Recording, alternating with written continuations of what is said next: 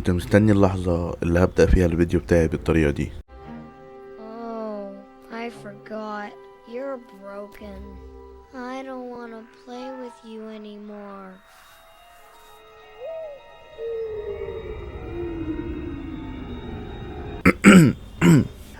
انا عارف ان انا غبت كتير، بس حبيت لما ارجع فعلا بحاجة عليها القيمة، ودي مراجعة عن فيلم بروجكت هيل ميري. I'm Grace. I'm gonna call you Rocky. Thumbs up. No, that's thumbs down. من بداية ما سمعت ان في فيلم بيتعمل لراين جوسلينج عن الفضاء ومن نفس الكاتب اللي عمل ذا مارشيان، حسيت ان احنا ممكن نبقى قدام فرصة متكررة نوعا ما، ولكن ده للأسف كان من جهلي، لأن الرواية معمولة من 5 سنين ومش هتبقى مختلفة بحد كبير عن التجربة السينمائية اللي اتعملت منها. وده طبعا كان من رأي صحابي لأن أنا ما قريتش الرواية، لكن لما دورت كان عندي تخوف لأن ممكن يكون في تشابه من أعمال الكاتب، ان زي ما احنا عارفين ان ذا مارشن وبروجكت هيل ميري الاتنين من نفس الكاتب، فالتخوف دوت حصل فعلا لكن مش بالظبط قوي. الفيلم صدمني بصريا وعرف يقدم حاجه ساي فيكشن في نفس الوقت دمها خفيف، وما حسيتش طول الفيلم ان هو بيحاول يبتزك او يبتز المشاهد عاطفيا زي انترستيلر. احنا لازم ندخل انترستيلر في المعادله دلوقتي، لان من الوارد يكون في فيلمين يكون في بينهم مقارنه، لاننا مبهورين بالصوره بتاعتهم، مبهورين بانترستيلر بصريا وبقينا حاليا مبهورين بهيل ميري بصريا. ومع ذلك ان فيلم بروجكت هيل ميري جه واثبت ان هو احسن فيلم ساي فيكشن اتعمل في الجانرا بتاعه السبيس بشكل عام، اتعمل بشكل مش طبيعي، بشكل مختلف جدا. اول مره احس اني متاكد من تقييمي لمكانه الفيلم من غير ما اصبر عليه شويه في الحضانه. فيلم كامل معمول من غير اي سي جي اي، كل دي براكتيكال افكت ومن تصوير واحد من اهم المصورين في السينما وهو دريك فريزر، وفريق فيجوال افكت من سوني والقائمين على افلام زي ديون وسبايدر مان. فكل دي حاجات ومؤشرات تبين احنا رايحين فين بالفيلم بتاعنا، وقد ايه الفريق بتاعنا دوت داخل يعمل حاجه ما اتعملش زيها قبل كده. فيلم فعلا مبهر بصريا مع تجربه اي ماكس، من امتع تجاربي في السينما. البيلد اب بتاع العالم مع 2 تايم لاين مختلفين، واحد من الماضي وواحد من الحاضر، بخط زمني غريب نوعا ما في الاحداث، ولكن الخطين نفسهم معمولين حلو جدا.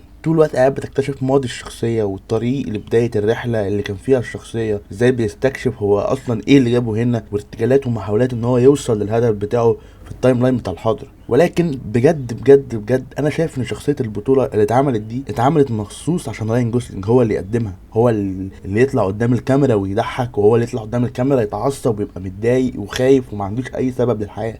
وبجد انا ما كنتش متوقع ان في حد هيعرف يعمل الدور ده انسب منه، وما اشوفش اصلا ان في حد هيعرف يعمل الدور دوت انسب من راين جوسلينج. بجد من اعقد الحاجات في الفيلم ده مش بس التمثيل واداء الممثلين قدام عمل ما فيهوش اي سي جي اي، يعني ما فيش فيه اي تعديل بعدين، لا بجد الاخراج والتعامل مع الموسيقى التصويريه، وكونه معتمد ان المشهد ده مش هينفع يخش اوضه السي جي اي او الفي اف اكس بعدين، مخلي التجربه نفسها اعقد واصعب. حقيقي ده يعني ده ذكاء انك تعتمد على البراكتيكال افكت بدل السي جي اي في اي فيلم، ولكن في الفيلم ده انت ازاي عملت حاجه زي كده؟ ده كان اكتر اختيار مجنون ممكن الواحد يحط نفسه قصاد، ولكن يعني من حسن حظنا ان هو كان في محله وتنفذ صح، وعرفنا نشوف منه منظور مختلف للعالم بعيد عن الكمبيوتر، والاختيارات الفنيه اصلا نفسها كانت مختلفه عن كل مره بنشوف فيها عمل عن الفضاء، من اول تصميم السفينه الفضائيه والعنصر اللي بيشارك البطل في رحلته وشكل الكواكب والفضاء كانوا عاملين ازاي. كل ده كانت من الحاجات اللي بتخليني استعجب وانا بتفرج ان مفيش فعلا اي ريفرنس او تصميم معمول بشكل مسبق على اي عمل تاني ناخد منه او نستلهم منه المناظر والاشكال دي. كفايه اصلا ان عنصر 3 دي ما دخلش اصلا الفيلم، كل ده بيحصل، كل ده مقنع جدا. فبجد ده عمل غير مسبق في الكتابه وفي التصوير، مفيش اي ريفرنس للفيلم، كلام بجد مفيش اي ريفرنس في السيت ديزاين يساعد ان الفيلم دوت يبان على حقيقته، ان هو مثلا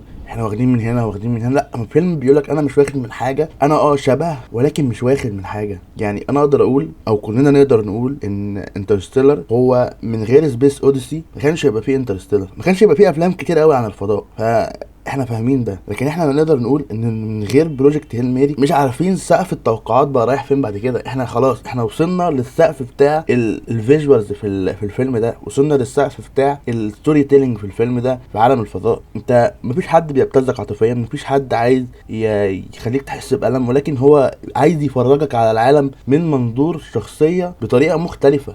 وده اللي الفيلم عرف يحققه 100% مع موسيقى تصويريه عبقريه جدا، معموله طول الوقت قاعده بتتغير، طول الوقت قاعد بتسمع حاجات مناسبه جدا للمشهد بتاع اللقطه دي، ومناسبه جدا للمشهد بتاع اللقطه اللي هيحصل فيها انفجار، ومناسبه جدا، وهكذا. فيلم متنفذ فعلا بشكل مش طبيعي، بشكل مبهر جدا. انا ما حسيتش ان في فيلم ساعتين ونص ممكن اقعد فيه كل المده دي من غير ما احس ان انا شايل هم الوقت. ساعتين ونص بتفرج على فيلم وما بتحركش. فيلم فعلا معمول حلو وبجد لا مكتوب فعلا حتى حلو. وتقييمي ليه الصراحه هو 5/5، لان الفيلم ده يستحق العلامه الكامله. لو فكرنا ان الفيلم ده جدلا ممكن يخش في منافسه مع اوديسي كادابتد سكرين بلاي، احنا عارفين طبعا ان لونان هيلم كل حاجه السنه دي، ولكن حط نفسك لوهله كده، يعني لو مفيش فيلم نولان السنه دي الفيلم دوت هيكسب احسن ادابتد سكرين بلاي، من كتر ما هو لا الفيلم ده متقن بشكل مش طبيعي. واتوقع حاجه زي الاوسكار هتقدر حاجه زي دي. ما كانش فيه اوديسي فعلا كان الفيلم دوت هيكسب احسن سكرين بلاي، ولكن احنا مستنيين اوديسي في شهر 7 وبس كده. يعني دي كانت ريفيوز النهارده وحابب اشكركم يعني ان انتوا مهتمين بالفيديو، وحابب اشكركم يعني ان انتوا وصلتوا للدقيقه دي وبس. كل سنه وانتم طيبين.